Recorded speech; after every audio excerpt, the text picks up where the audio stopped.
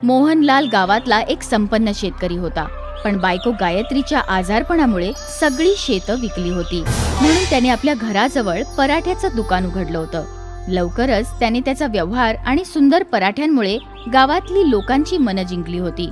सुमित्रा आणि राजूच्या शाळेजवळ एक पिझ्झाचं दुकान सुरू झालं होतं, ज्याचा प्रचार पेपरात आणि रेडिओवर, जाहिरात, रिक्षांवर हँडबिलं, मोठी मोठी होर्डिंग्स लावून जोरदार केला गेला होता.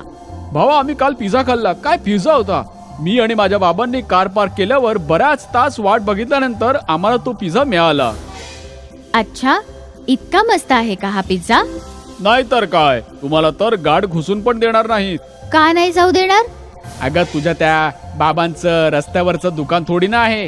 ते कोणी पण उठून यायला. त्या दुकानात एक स्टेटस आहे. मोठी मोठी लोक आपल्या गाड्या लावून उभ्या करतात, तेव्हा कुठे त्यांना पिझ्झा खायला मिळतो, कळलं? रॉकीचं बोलणं ऐकून सगळे हसायला लागतात. सुमित्राला पराठेवाल्याची केलेली थट्टा आवडत नाही. राजू जेव्हा घरी जात असतो तेव्हा पिझ्झाच्या दुकानात असलेली लोकांची गर्दी बघून तिथेच थांबतो. सुमित्रा त्याला कसं तरी समजावून घरी घेऊन येते. बाबा बाबा, आम्हाला पण पिझ्झा खायचा आहे. ठीक आहे बेटा, आपण आणूयात कधीतरी. आता गरम गरम आलूचे पराठे बनवले आहेत, ते खा. मला नाही खायचं, मला नाही खायचं, मला फक्त पिझ्झाच खायचा आहे. हे बघ राजू, पिझ्झा खूप महाग असतो. इतके पैसे आपल्याकडे नाहीत की तुला पिझ्झा घेऊ शकेन. पण प्रॉमिस करतो, एक दिवस तुला पिझ्झा नक्की खायला घालेन. नाही बाबा, मला तर उद्याच पिझ्झा हवा आहे. जर पिझ्झा नाही मिळाला तर मी काहीच खाणार नाही. राजू, हट्ट करू नकोस. बाबा सांगतायत ना, एक दिवस आपल्याला पिझ्झा खायला घेऊन जातील म्हणून. नाही ताई, मला तर उद्याच पिझ्झा खायचा आहे. रॉकी दादाने शाळेत सांगितलं की पिझ्झा किती छान असतो. अरे राजू, तो डॉक्टरांचा मुलगा आहे, त्याच्याकडे खूप पैसे आहेत. चल आता जेवून घे. पराठे खाऊन मुलं झोपी गेली. पण मोहनलालला काही केल्या झोप लागत नव्हती.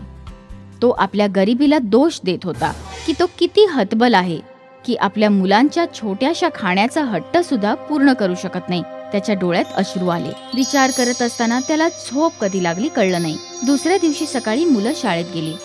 आज सुद्धा सगळीकडे पिझ्झाची चर्चा होत होती. मित्रांनो, उद्या माझा वाढदिवस आहे. उद्या संध्याकाळी माझ्याकडून सगळ्यांना पिझ्झा पार्टी आहे. उद्या संडे आहे आणि शाळेला पण सुट्टी आहे. सगळ्यांनी चांगले चांगले कपडे घालून या. दादा, आम्ही पण येऊ ना? आम्हाला नाही बोललंस तू? नाही, तुम्ही तिथे नाही जाऊ शकत. तिथे फक्त मोठी मोठी लोकच येतात, स्टेटसवाली लोक येतात. तुम्ही फक्त पराठे खा. चल राजू, यांच्या पिझ्झापेक्षा जास्त सुंदर आणि चविष्ट आपले पराठे आहेत. अरे जा जा, गाडवाला काय माहिती गुळाची चव कशी असते. शाळेच्या बाहेर जे पिझ्झा पोस्टर लागलंय ना, तिथेच बघत राहा आणि पराठे खात जा. असं समजा की पिझ्झा खाल्लाय. रॉकी, असं नाही बोलत. चल सुमित्रा, याला तर असंच बोलायची सवय आहे. राजूचा फोटो बघून पराठे खाण्याच्या गोष्टीवर सगळे हसू लागले. सुमित्रा आणि राजूला खूप वाईट वाटलं. दोघंही घरी आले. अरे राजू, असा तोंड पाडून का बसला आहेस? बाबा, त्याचं असं आहे की उद्या रॉकीचा वाढदिवस आहे आणि सगळ्यांना बोलवलंय, फक्त आम्हाला सोडून. कारण तिकडे ना मोठे मोठे लोक असतील. बस इतकीच गोष्ट आहे ना. उद्या मी तुमच्यासाठी मस्त आलूचा पराठा बनवेन आणि आपण सगळे पार्टी करूया. मला नाही खायचा पराठा, मला तर फक्त पिझ्झा खायचा आहे. मला पिझ्झा हवा आहे. बाळा, मी तुला बोललो होतो ना की आपल्याकडे आता तुमची फी भरायला सुद्धा पैसे नाहीयेत. पिझ्झा कुठून खायला घालू तुम्हाला? इतकं बोलून डोळ्यात अश्रू घेऊन मोहनलाल घराच्या बाहेर निघून गेला. राजू, तू असं बोलायला नको होतंस. पिझ्झाचा हट्ट सोडून दे माझ्या भावा. जेव्हा पैसे असतील तेव्हा आपण नक्की जाऊ पिझ्झा खायला. आजपर्यंत आपल्याकडे कधी पैसे होते का? सगळे नवीन कपडे घालतात आणि आपण 2 वर्षांपासून तेच कपडे वापरत आहोत. आपण कधीच पिझ्झा नाही खाऊ शकणार का ताई? असं काही नाहीये माझ्या भावा. आपण पिझ्झा एक दिवस नक्की खाऊयात. त्या रात्री राजूने काहीही खाल्लं नाही. घरी कोणीच काही खाल्लं नाही. सकाळी मोहनलाल उठला आणि बाजारात निघून गेला. परत आल्यावर बघितलं तर राजू अजूनही झोपलेलाच होता. सुमित्राने सांगितल्यावर कळलं राजू अजून पण रागवलेला आहे, जेवलाही नाहीये. उठ बाळा, आज मी तुम्हा लोकांना पराठा पिझ्झा खायला घालतो. चला उठा. बाबा, मी सांगितलं ना, जोवर पिझ्झा मिळणार नाही मी काहीही खाणार नाही. मोहनलाल पराठ्यावर चीज, फ्रुट्स आणि सॅलड टाकून पिझ्झा बनवतो. पण खूप समजावल्यावर सुद्धा राजू खात नाही. सुमित्रा पण राजूला समजावण्याचा खूप प्रयत्न करते, पण तिलाही यश मिळत नाही. आज परत सगळे उपाशीत झोपून जातात. मध्यरात्री राजूला खूप भूक लागते. तो किचनमध्ये जाऊन ठेवलेला पराठा पिझ्झा खातो. त्याला खूप आवडतो. तो पराठा पिझ्झा संपवून टाकतो. मोहनलाल गुपचूप त्याला खाताना बघतो. सकाळी उठून मोहनलाल बाजारात जातो. तिथून आल्यावर तो सुमित्राला बोलावतो. सुमित्रा, अय सुमित्रा, हो बाबा, आले. हे घे पैसे आणि शाळेतून येताना पिझ्झा घेऊन ये. बाबा, पैसे कुठून आले? ते कुठून तरी आले आहेत. आणि हो, डब्यात पिझ्झा पराठा ठेवला आहे, खाऊन घे आठवणीने. सुमित्रा घरून शाळेसाठी निघत होती. बाबांची सायकल बाहेर नव्हती लावलेली. कळायला वेळ नाही लागला की बाबांनी सायकल विकून पैसे आणले होते. सुमित्रा आणि राजू शाळेत पोहोचले. शाळेत कालच्या रॉकीच्या पिझ्झा पार्टीचीच गोष्ट चालली होती. सगळ्यांच्या तोंडावर पिझ्झा पार्टीचीच चर्चा होती. लंचमध्ये सुमित्रा आणि राजू पराठा पिझ्झा खात होते, तर तिकडे रीता आली. अरे, तुम्ही दोघं ही कुठली डिश खातायत? हे आमच्या बाबांनी बनवलेलं आहे, पराठा पिझ्झा. हो, ही स्पेशल डिश बाबांनी बनवली आहे. हे घे, तू पण खा. खूप मस्त आहे. अरे वा, खूप मस्त पराठा पिझ्झा आहे. हा तर खूप चांगला पराठा पिझ्झा आहे. या बघा, या ना, पराठा पिझ्झा कालच्या पार्टी मधल्या पिझ्झा पेक्षा आणखीन मस्त आहे. सुमित्रा, प्लीज मला पण एक तुकडा दे ना. हा, हे घे रॉकी, तू पण खा. वा, खरंच हे किती टेस्टी आहे. पराठा पिझ्झा असं तर मी माझ्या आयुष्यात कधी खाल्लं नव्हतं. लवकरच पूर्ण गावात पराठा पिझ्झा बद्दल सगळ्यांना कळलं. सुमित्राने बाबांना पराठा पिझ्झा बनवायला सल्ला. आता त्यांच्या दुकानात गर्दी वाढू लागली होती. पिझ्झाच्या दुकानात आता ग्राहकांची संख्या कमी होऊ लागली. पिझ्झाचं दुकान बंद करण्याची वेळ आली होती. तेव्हा एक दिवस पिझ्झाच्या दुकानाचे मालक स्वतः मोहनलालकडे आला. मोहनलालजी, तुमच्या पराठा पिझ्झा बद्दल बरंच ऐकलं होतं. आज टेस्ट पण केलं. खरंच खूप मस्त आहे.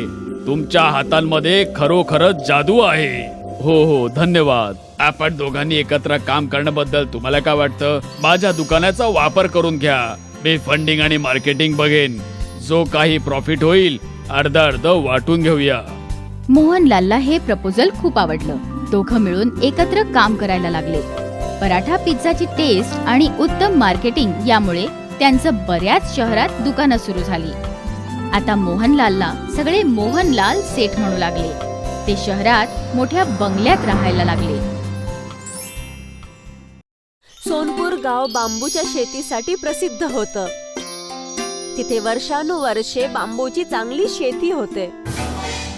दिनेशचं पण छोटंसं बांबूचं शेत होतं.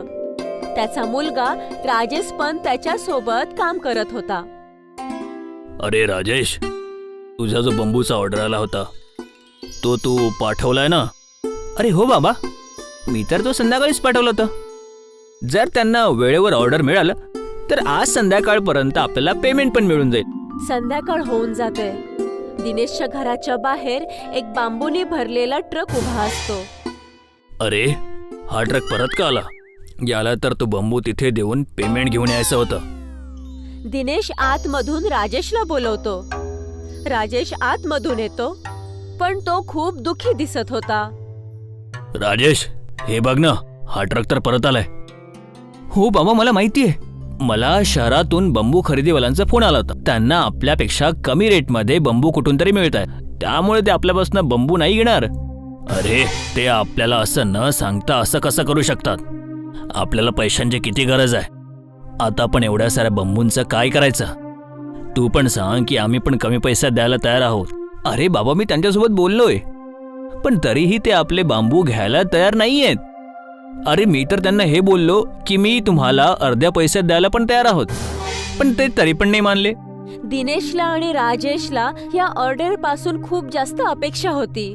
काही दिवसापासून त्यांचा धंदा असंही ठीक नव्हता चालला आणि आता एवढ्या मोठ्या ऑर्डरचा परत येण्यामुळे त्यांना भविष्यामध्ये अंधारच अंधार दिसत होता. एक दिवस राजेश दिनेश जवळ जातो आणि म्हणतो, अरे बाबा, तुम्ही बिलकुल चिंता नका करू. मी विचार केलाय की आपण एवढ्या साऱ्या बांबूंचं काय करायचं. काय करशील बाळा? मला तर कसलाच उपाय सुचत नाहीये. मी तर आपल्या मित्रांना पण मदत मागायचा प्रयत्न केलाय, पण कोणीच मदत करायला तयार नाहीये. आता सगळ्यांची हालत खराब आहे. आता तर बांबूंची किंमत पण घटत चालली आहे. अरे हो बाबा, म्हणूनच तर मी विचार केलाय की आता आपण बांबूचा व्यापार नाही करायचा.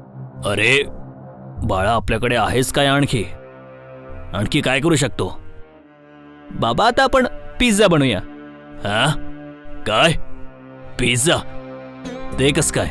बाबा, माझ्या मित्रांचा शहरामधून फोन आला होता. मी त्याला माझी कंडिशन सांगितली तर त्यांनी खूप चांगला उपाय सांगितला. शहरामध्ये पिझ्झाचा खूप मोठा क्रेज आहे. वेगवेगळ्या प्रकारचे पिझ्झा मिळतात. त्यामध्ये युवांचा एक पसंदीदा आहे बंबू पिझ्झा. त्यामध्ये बंबूला आतमधून खोकला करून पिझ्झा बनवला जातो. आपण पण बंबू पिझ्झाचा बिझनेस करूया. अरे पण बाळा, आपल्याला तर याच्याबद्दल काहीच माहित नाहीये. अरे बाबा, तुम्ही चिंता नका करू. माझा मित्र बोललाय की मला प्रत्येक प्रकारे मदत करायला तो तयार आहे. राजेश दिनेशच्या सोबत मिळून बांबू पिझ्झा बनवण्याची सगळी तयारी करतो आणि हळूहळू बांबू पिझ्झा बनवायला शिकतो. त्याच्यानंतर तो पक्क ठरवतो की तो एक दुकान बनवेल. राजेश आणि दिनेश मिळून बांबूपासून त्यांचं एक छोटंसं हॉटेल बनवतात. त्या हॉटेलच्या दरवाजापासून खिडकी, टेबल, खुर्ची सगळं त्या बांबूपासून बनवलेलं असतं. सुरुवातीला तर त्यांच्या हॉटेलमध्ये कोणीच नाही येत, पण एक दिवस कॉलेजची 2 मुलं त्यांच्या हॉटेलमध्ये येतात.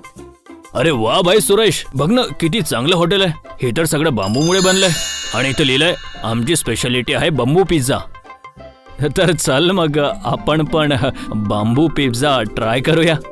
हो हो हो हो, मी ऑर्डर करतो. सुरेश आणि दिनेश 2 बांबू पिझ्झाची ऑर्डर देतात. अरे विवेक, तू लक्ष दिलं की इथे सगळे खुर्ची टेबल पण बांबूनी बनलेले आहेत आणि बांबूनी सजावट किती चांगल्या प्रकारे केली आहे यार. आज प्लास्टिकच्या जमान्यात इको फ्रेंडली हॉटेल तर हे खूप चांगलं आहे. या प्रकारे आपल्या सगळ्यांना इको फ्रेंडली वस्तूंची वापर करायला पाहिजे. मी या हॉटेलच्या मालकासोबत बोलतो की त्यांना असं हॉटेल बनवण्याची प्रेरणा कुठून मिळाली. विवेक आणि सुरेश दिनेशला बोलवून त्यांना प्रश्न विचारतात. अरे खरंच तुमचं हॉटेल तर खूपच छान आहे. तुम्ही हे सगळं कसं केलं? दिनेश त्या दोघांना त्यांची पूर्ण गोष्ट सांगतो. विवेक आणि सुरेशला त्यांची ही गोष्ट खूप छान वाटते. काय तुमचा बिझनेस ठीक सुरू आहे? काय तुम्ही फायद्यामध्ये आहात? बघा, सध्या तर आम्ही मुनाफ्यामध्ये तर नाही आहोत, पण मी पूर्ण उम्मीद करतो की समोर जाऊन आम्हाला मुनाफा नक्कीच होणार. हो, तुम्ही एकदम अलग करत आहात. तुम्हाला मुनाफा नक्की होणार. आम्ही तुमची मदत करू इच्छितो.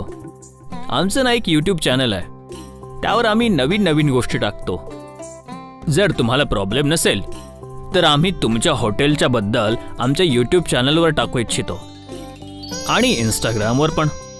अशा प्रकारे बाकी पण लोकांना आणि कॉलेजच्या स्टुडंट्सला तुमच्या हॉटेलच्या बद्दल माहीत पडणार आणि तुम्हाला प्रसिद्धी मिळेल. सुरेश आणि दिनेश तिथला बांबू पिझ्झा खातात. दोघांनाही ते खूप जास्त आवडतं. ते त्यांच्या कॉलेजच्या मित्रांसाठी पण 10 बांबू पिझ्झा पॅक करवतात. त्यानंतर दुसऱ्या दिवशी ते त्यांची कॉलेजची टीम घेऊन त्यांच्या हॉटेलचा एक छान व्हिडिओ बनवतात आणि बांबू पिझ्झा बनवणाऱ्या रेसिपीचा पण शूट करतात. त्यानंतर ते त्या व्हिडिओला त्यांच्या YouTube वरती टाकतात. अरे तुम्ही लोक आमची मदत करू इच्छुक आहात. अरे मी तुमचा यासाठी खूप खूप आभारी आहे. अरे नाही काका, अशा नवीन गोष्टींना प्रमोट करणंच तर आमचं काम आहे.